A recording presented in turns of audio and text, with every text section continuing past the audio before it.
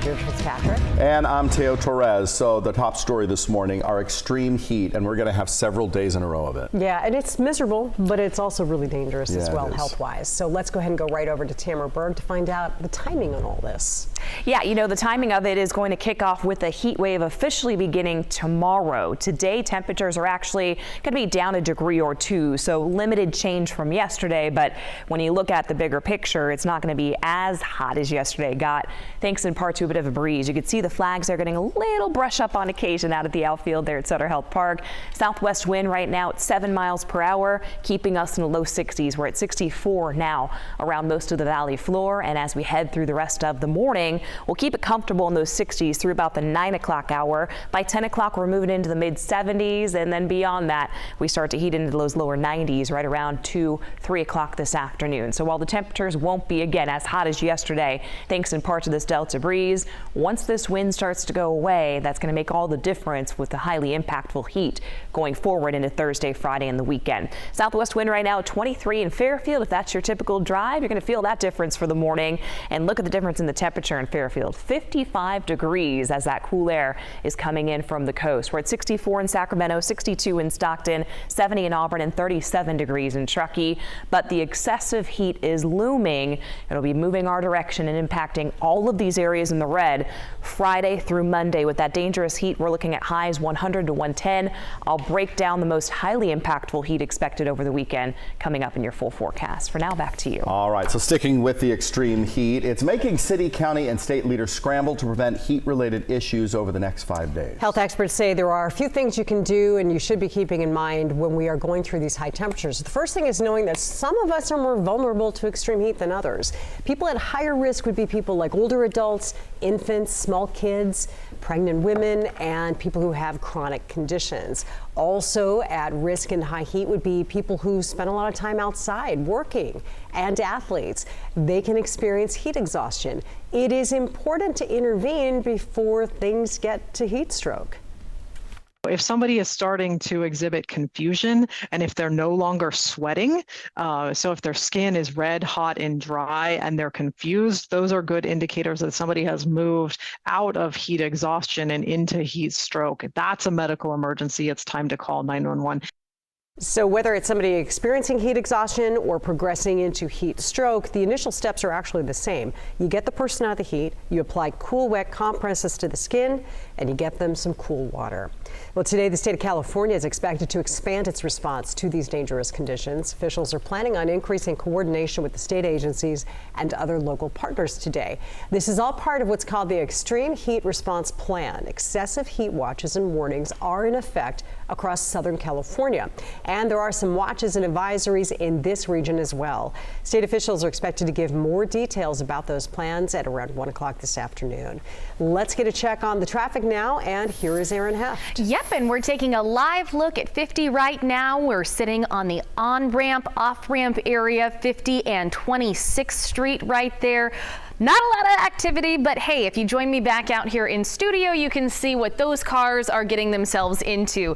So not super congested at the moment, but that usually changes within the next hour, hour and a half, and that's because of our multi-million-dollar Fix 50 project. So just a live look so you have some perspective this morning. There's a wreck that's not causing any problems with traffic, but this brand new in the last few minutes or so. 2 cars involved, unknown injuries, Florin Road and Florin Mall Drive.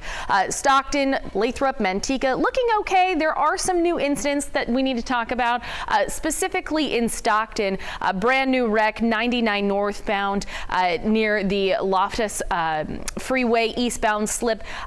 Unknown injuries at this moment. I'm keeping an eye on that. And then something that's been happening closer to Manteca. There was some slow and go. There was no real reason. We didn't know why. And it's because of doors in the middle of 120 westbound and Union Road. We'll take a look at Tracy here in a minute. Back to you guys. All right, sounds good. Thank you, Erin. Well, this morning a young woman is under arrest following a deadly crash that's believed to be a DUI. Happened late last night in the Foothill Farms area west of I-80 near Hillsdale. Highway Patrol says a man and a woman were walking on the sidewalk when they were hit by the driver. Both of them died. The driver, described as a young woman in her late teens to early 20s, was arrested after she was suspected of being under the influence. She was taken to the hospital and was treated for her injuries. Well, a little later today, the murder suspect Eric Abril is going to be in court. He's set to face more charges after escaping custody at Sutter Roseville during a hospital visit Sunday morning. Abril is scheduled to be back in court to face the new charges at 1 this afternoon. We will have the very latest on the developments on our KCRA 3 News at 4, as well as on our website and the KCRA app. A former San Joaquin County fire chief is accused of stealing from his district. The San Joaquin County Sheriff says Frank Ramirez was arrested yesterday on charges of embezzlement from the McCollum Fire District. The arrests are coming after the investigation that started in February. Here's a picture of Ramirez being pinned when he became fire chief. He served in the position from 2016 until at least December of last year. So far, there is no word on just how much he's accused of taking or if those thefts happened while he was still the chief. Well, happening right now, President Biden is meeting with Ukrainian President Vladimir Zelensky. Video here of the two leaders meeting at the NATO summit in Lithuania just this morning. Now, Zelensky is urging NATO leaders to do more to help in the fight against Russia. President Biden and his allies have said they would add Ukraine to NATO eventually. KCRA 3's Amy Liu has more on what's coming out of the meetings this morning. Well, leaders have said that Ukraine may join NATO, quote, when allies agree and conditions are met. That would fast-track membership for Ukraine only after the war with Russia is over.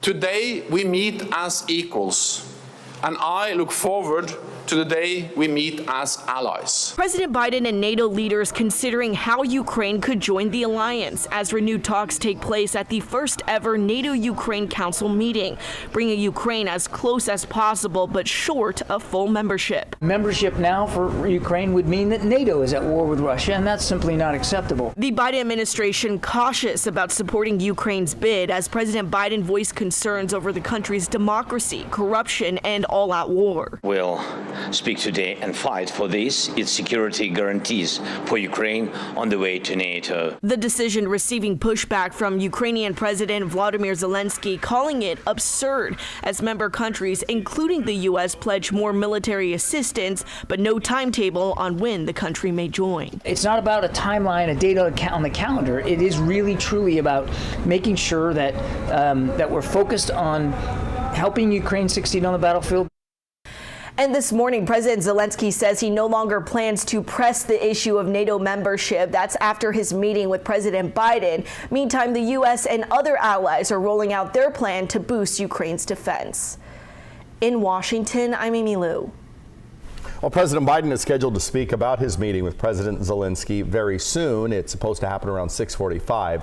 He then will head to Finland tomorrow. Well, new this morning, hackers based in China have breached email accounts at 24 organizations, including some U.S. government agencies.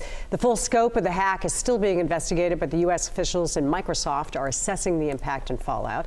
Officials say the hack was a spying campaign to acquire sensitive information. The FBI has said that Beijing has a larger hacking program than all other governments combined. China routinely says that's not true. Well, a fugitive wanted in a series of robberies across the Midwest has been arrested in Placer County. The FBI says agents arrested this man, Xavier Babadar, just Friday in Lincoln.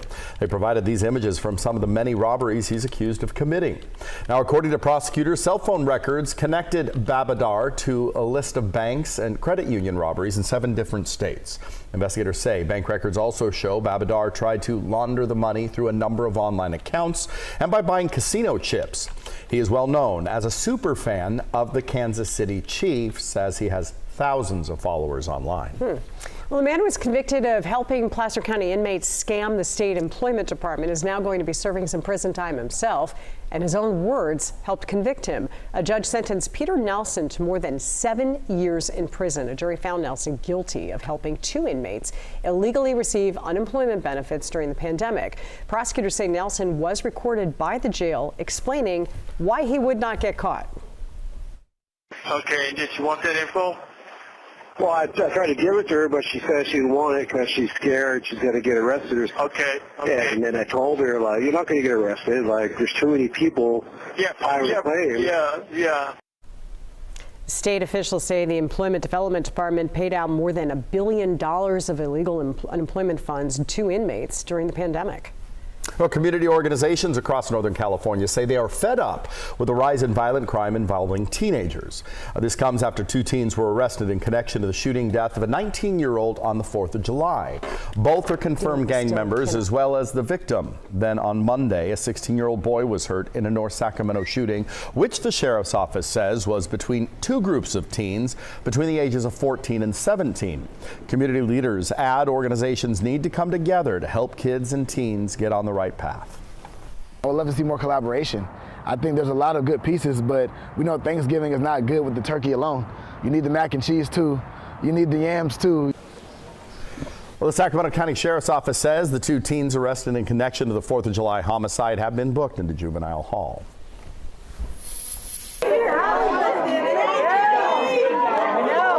Lots of celebrating in Modesto as the City Council has voted to lift a ban on cruising.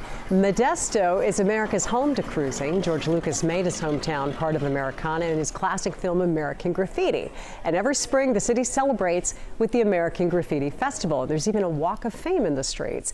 So you might be surprised to find out that cruising actually hasn't been allowed in Modesto until last night's unanimous vote to repeal a ban. The presentation last night started with comments from the Modesto police supporting bringing cruising back. A lot of people shared stories of cruising in the city decades ago. They say they want to share their experiences with their kids and others who love cars. I believe it's going to bring a lot of unity, a lot of business to downtown. Most importantly, it's bringing all cultures, car cultures together. City charter, any ordinance repeal needs to have a second reading, but it's merely a formality at this point. The ban was actually imposed after some cruising events led to some violence and criminal activity. The City Council is still going to need to formally read the new ordinance again, but we're told it's basically done. Signs warning people about the cruising ban are already starting to come down.